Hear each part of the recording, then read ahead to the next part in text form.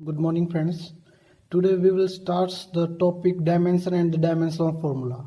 So दोस्तों आज जो सबसे पहले हमने जो कल पढ़ा था फिजिकल क्वांटिटीज़ के बारे में, फिजिकल क्वांटिटीज़ के बारे में आपको बताया गया था कि वो क्वांटिटीज़ जो फिजिक्स में यूज़ की जाती हैं और मैक्सिमम जो हम फॉर्मूलाज देखते हैं जैसे मास, लेंथ, टाइम, वेलोसिटी, एक्सेलरेशन, ये सब फिजिकल क्वांटिटीज़ के बारे में बताया गया था। फिर आपको बताया गया था कि फिजिकल क्वांटिटीज़ जो हैं वो दो टाइप की होती हैं, वेक्टर एंड स्केलर। वेक्टर जिसमें मैग्नीट्यूड एंड डायरेक्शन दोनों होते हैं और स्केलर्स जो सिर्फ मैग्नीट्यूड के बारे में बात करते हैं। तो दोस्तों उससे आगे वाला जो टॉपिक है, नेक्स्ट टॉपिक, वो है हमारा dimension and dimensional formula.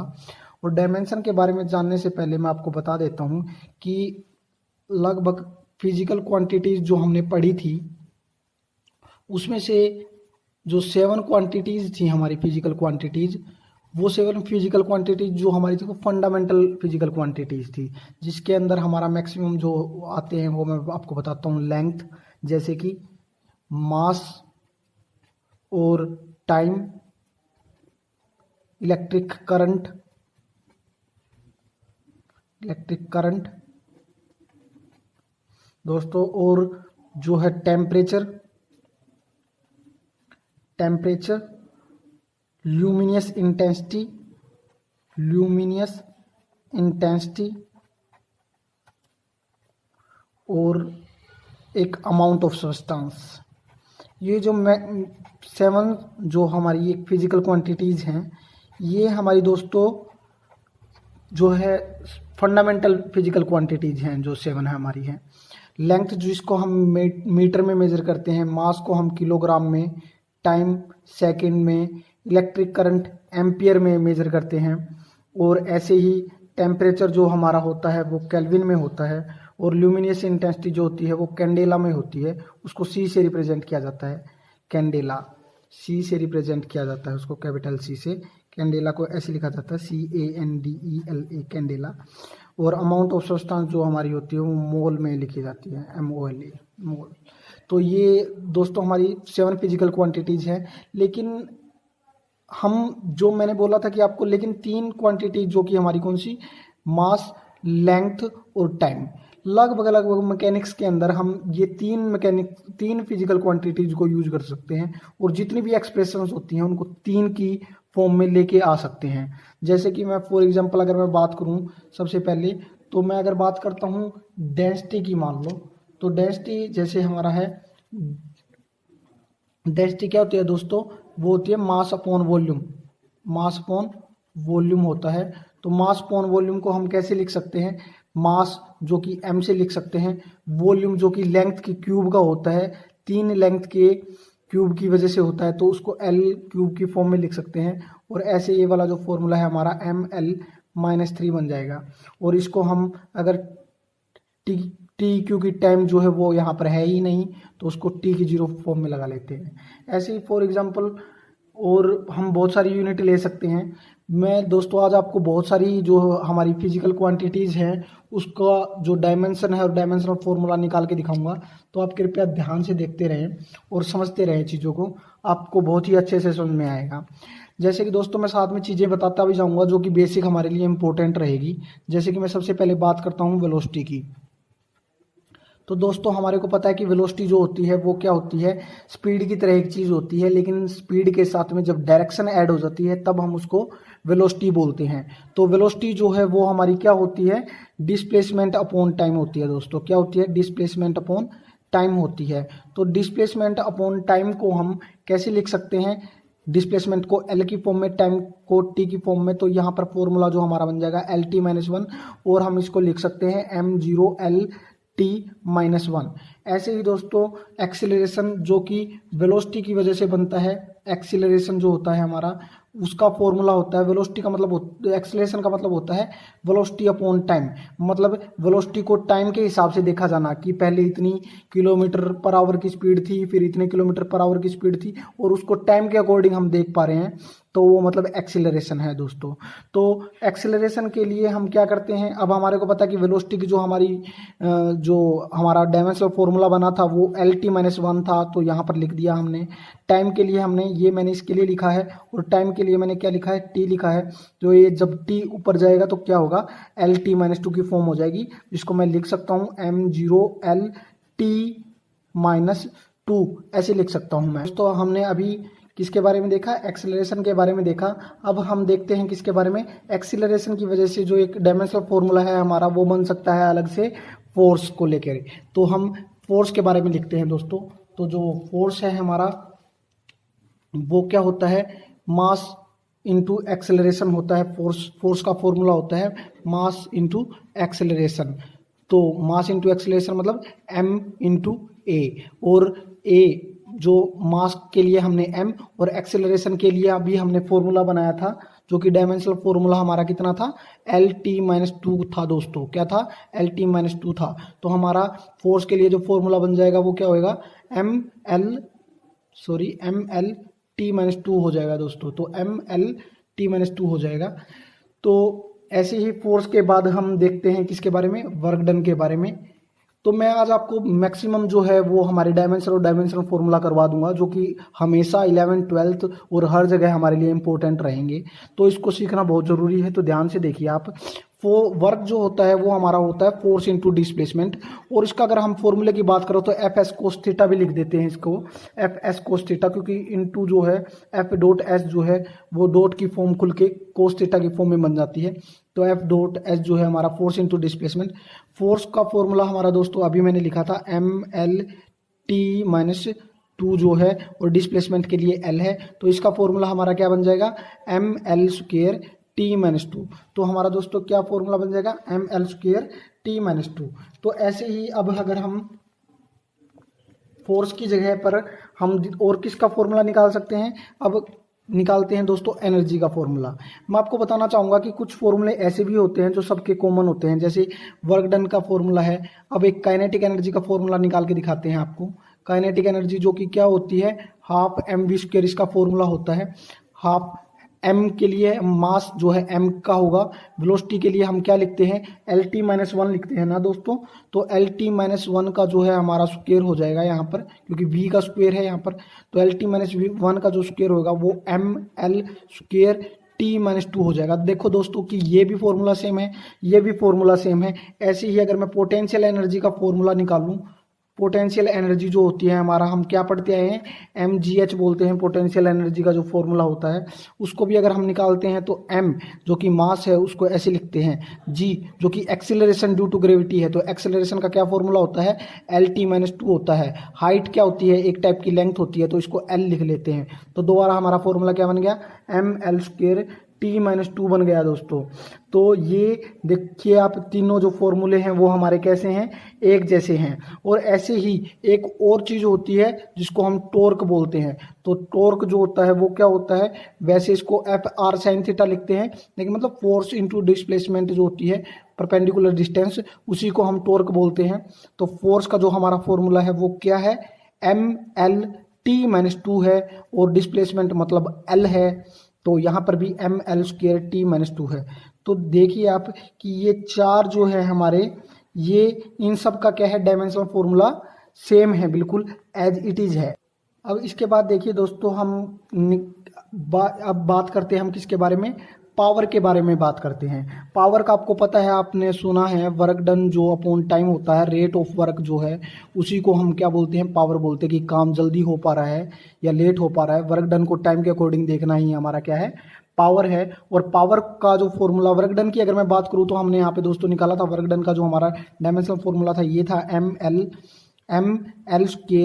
ML²T-2, ये था, जो कि चारों क्वांटिटी का सेम था। टाइम के लिए हम T लिख देते हैं। तो यहाँ पर हमारा जो फॉर्मूला बन जाता है वो क्या होता है, ML²T-3 हो जाएगा, क्योंकि T यहाँ से ऊपर जाएगा। तो -2 -1 मतलब -3 जो है हमारा वो क्या बन जाएगा, पावर का जो डायमेंशनल फॉर्मूला है वो बन जाएगा। ऐसे ही अब हम देखते हैं किसके बारे में, जो अगली क्वांटिटी है वो हम देखते हैं मोमेंटम के बारे में। मोमेंटम के बारे में आपने पढ़ा है कि मोमेंटम जो होता है वो हमारा क्या होता है, मास इनटू वेलोसिटी होता है। क्या होता है, मास इनटू वेलोसिटी होता है। मोमेंटम को p से डिनोट किया जाता है और p इक्वल टू mv जो है हमारा फॉर्मूला होता है।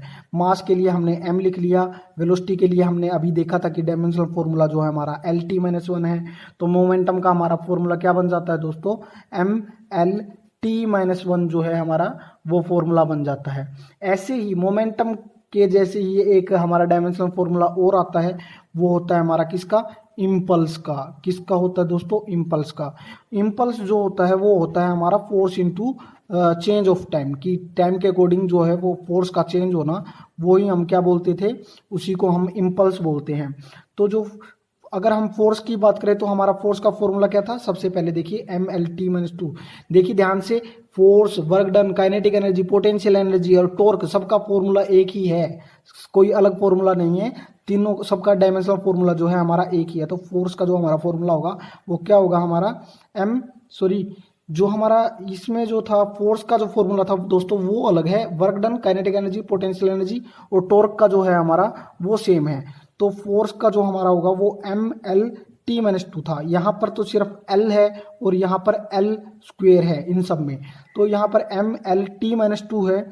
तो और टाइम के लिए हम क्या लगाते हैं, इनटू में टाइम t लगाया, तो यहाँ पर हमारा क्या बन गया फॉर्मूला, ML-2+1 कितना हो गया, -2+1 होता है दोस्तों कितना, -1।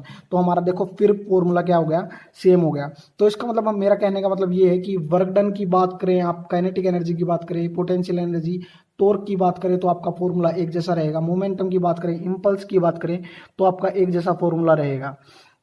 ऐसे ही दोस्तों अगर हम एक, बहुत सारे बच्चे पूछते हैं कि सर एंगल का डायमेंशनल फॉर्मूला बता दीजिए। एंगल की अगर बात करें तो देखिए एंगल क्या होता है, ध्यान से, तो एंगल जो होती है वो हमारा होता है आर्क पर रेडियस, है ना, आर्क अपॉन रेडियस। जो आर्क अपॉन रेडियस को ही हम क्या बोलते हैं, एंगल बोलते हैं। अब ध्यान से देखिए, आर्क जो है वो खुद में क्या है, अपने आप में एक लेंथ है। रेडियस जो होती है वो भी एक टाइप की लेंथ ही होती है, और लेंथ से लेंथ अगर कट जाए तो आपका क्या बनेगा, ये कोई भी डायमेंशनल नहीं निकलेगी, डायमेंशनलेस है। या आप इसमें कह दीजिए कि ये m भी इसके अंदर 0 है, l भी 0 है और t भी 0 है। ये डायमेंशनलेस फिजिकल क्वांटिटी है और एंगल के बारे में कुछ भी नहीं निकलता। ऐसी ही अगर हम देखिए स्ट्रेन की बात करते हैं, स्ट्रेन के बारे में बात करते हैं दोस्तों। स्ट्रेन के बारे में देखिए कि स्ट्रेन क्या होता है। स्ट्रेन जो होता है हमारा वो क्या होता है कि लेंथ का जो चेंज है वो देखते हैं हम, कि हमने जो पढ़ेंगे आगे जाके वो होता है कि ओरिजिनल लेंथ के अंदर कितना लेंथ का चेंज आया, वो हम उसको क्या बोलते हैं, स्ट्रेंथ बोलते हैं दोस्तों। या फिर हम इसको ऐसे भी बोल सकते हैं कि वॉल्यूम के अंदर जो चेंज आया वो हमारा क्या होगा, वो भी हमारा क्या होता है, जैसे कि मैं बोलूँ कि ओरिजिनल वॉल्यूम के अंदर कितना चेंज आया मेरा, उसको भी हम स्ट्रेन बोलते हैं। तो यहाँ पर भी अगर आप देखेंगे तो यहाँ पर भी आपकी कोई क्या होगा कि कोई भी डायमेंशन नहीं निकलेगी, क्योंकि वॉल्यूम से वॉल्यूम कैंसिल हो जाएगा, लेंथ से लेंथ कैंसिल हो जाएगा। तो ये भी एक आपकी क्या है, डायमेंशनलेस क्वांटिटी है। लेकिन आप अगर मैं एंगल की बात करता था तो एंगल की यूनिट होती थी दोस्तों क्या, रेडियन में एंगल को मेजर किया जाता है। लेकिन स्ट्रेन की फिर भी कोई यूनिट नहीं होती, strain has no units. Now I will talk about the stress. ऐसे ही जैसे स्ट्रेन एक क्वांटिटी होती है, 11th क्लास में हम आगे जाकर दोस्तों ये फिजिकल क्वांटिटी पढ़ेंगे, तो अभी घबराने की जरूरत नहीं है। स्ट्रेन और स्ट्रेस दोनों अलग अलग हैं, जो कि हम नेक्स्ट चैप्टर में पढ़ेंगे। लेकिन अभी आप ध्यान से सुन लीजिए कि अगर लेंथ के अंदर चेंज आता है तो वो हम उसको क्या बोलते हैं, स्ट्रेन बोलते हैं। और अगर स्ट्रेस हम किसको बोलते हैं, अगर फोर्स अपॉन एरिया की बात करते हैं हम, अगर रिस्टोरिंग फोर्स होता है बेसिकली ये, वैसे रिस्टोरिंग फोर्स अगर पर यूनिट एरिया के ऊपर कितना फोर्स लग रहा है उसको हम क्या बोलते हैं, स्ट्रेस बोलते हैं। तो इस स्ट्रेस के मामले में अब हमारा फोर्स जो था वो उसका फॉर्मूला क्या था, MLT-2 था दोस्तों। आप ध्यान से देखिए अगर आपने नोट किया है तो MLT-2 था। और एरिया जो क्या होता है, लेंथ का स्क्वायर होता है, लेंथ इंटू लेंथ बन के ही क्या बनता है, हमारा एरिया बनता है। तो एक L से यहाँ पर L कैंसिल हो जाएगा, तो यहाँ पर क्या होगा, ML एन L-1 और T-2 जो है हमारा, ये वाला हमारा फॉर्मूला बन जाएगा दोस्तों। ऐसे ही अगर प्रेशर की बात करते हैं, प्रेशर जो होता है वो भी हमारा क्या होता है, फोर्स पर यूनिट एरिया होता है। लेकिन दोस्तों दोनों में फ़र्क क्या है, जो स्ट्रेस है वो हमारा रिस्टोरिंग फोर्स होता है, रिस्टोरिंग फोर्स अपॉन एरिया होता है, और ये हमारा सिंपल जो फोर्स है वो उसके बारे में बात करते हैं। इसकी भी जब आप यूनिट निकालेंगे तो सेम यूनिट निकलेंगी आपकी, क्या, यही ML-1 T-2 यही निकलेगी यूनिट। स्ट्रेस को जो आप है वो न्यूटन अपॉन मीटर स्क्वायर में मेजर कर सकते हैं, इसकी भी यूनिट सेम ही होगी कि न्यूटन अपॉन मीटर स्क्वायर, क्योंकि फोर्स जो है उसको न्यूटन में मेजर किया जाता है, एरिया को मीटर स्क्वायर में मेजर किया जाता है।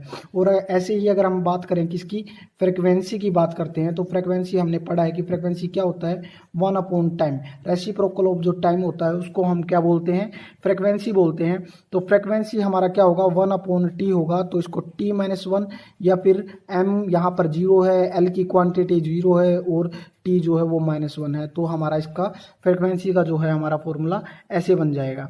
तो अगर बात करें किसकी, एंगुलर वेलोसिटी की दोस्तों, एंगुलर वेलोसिटी की अगर बात करें तो एंगुलर वेलोसिटी क्या होती है, एंगुलर डिस्प्लेसमेंट अपॉन टाइम होती है, एंगुलर डिस्प्लेसमेंट अपॉन टाइम होती है। अब एंगुलर डिस्प्लेसमेंट की अगर आप बात करोगे तो क्या होगा कि वो हमारा होगा डिस्प्लेसमेंट, एंगुलर डिस्प्लेसमेंट तो हमारा रेडियन में होता है, रेडियन में मेजर किया जाता है। लेकिन रेडियन को तो हम कोई यूनिट होती ही नहीं, उसको लिख ही नहीं सकते। एंगल की बात की थी तो हमने देखा था हमारा कोई भी डायमेंशनल फॉर्मूला नहीं था एंगल के केस में, तो यहाँ पर कितना बन जाएगा हमारा, टाइम बन जाएगा दोस्तों।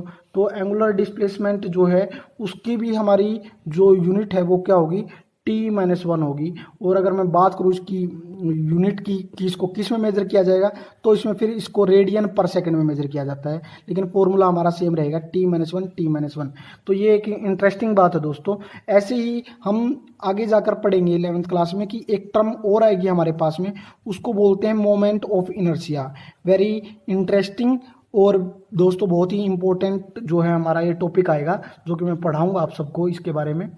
मोमेंट ऑफ इनर्शिया जो होता है हमारा, वो किसको लेकर होता है, उसको I से डिनोट किया जाता है और उसको mr² से लिखा जाता है। m मतलब मास के बारे में और r मतलब एक लेंथ है, ml²। तो इसका दोस्तों फॉर्मूला हमेशा आपको याद रखना है कि इसका डायमेंशनल फॉर्मूला जो होता है वो कितना होता है, ml² T0 जो होता है वो इसका डायमेंशनल फॉर्मूला होता है। ऐसे ही दोस्तों एक दो यूनिट और देख लेते हैं हम। ऐसे ही हमारा एक सरफेस टेंशन पढ़ते हैं।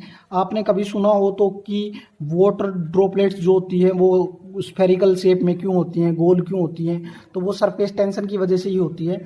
सरफेस टेंशन एक प्रकार का खिंचाव है जो कि उस की सरफेस को खींच के रखता है। और सरफेस टेंशन जो होता है उसको भी हम कैसे लिखते हैं कि जो सरफेस टेंशन होता है वो हमारा होता है, उसका formula force per unit length जो होता है वो होता है, फोर्स पर यूनिट लेंथ होता है। परपेंडिकुलर खिंचाव होता है ये एक लेंथ जो इसको क्या करता है, सरफेस को खींच के रखता है, उसको स्फेरिकल शेप देता है। तो फोर्स का जो फॉर्मूला हमने पढ़ा था अभी, ML-T-2 हमने देखा था, डायमेंशनल फॉर्मूला होता है L ये, तो हमारा इसका फॉर्मूला क्या बन जाता है, ML² T-2 बन जाता है दोस्तों।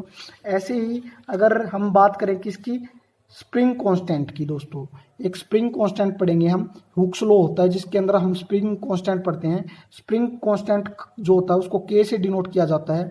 और वैसे जो फॉर्मूला होता है हमारा F=KX होता है, पर F=KX का K जो है उसको हम स्प्रिंग कांस्टेंट बोलते हैं। तो यहाँ से K की वैल्यू निकालेंगे तो F/X हो जाएगा।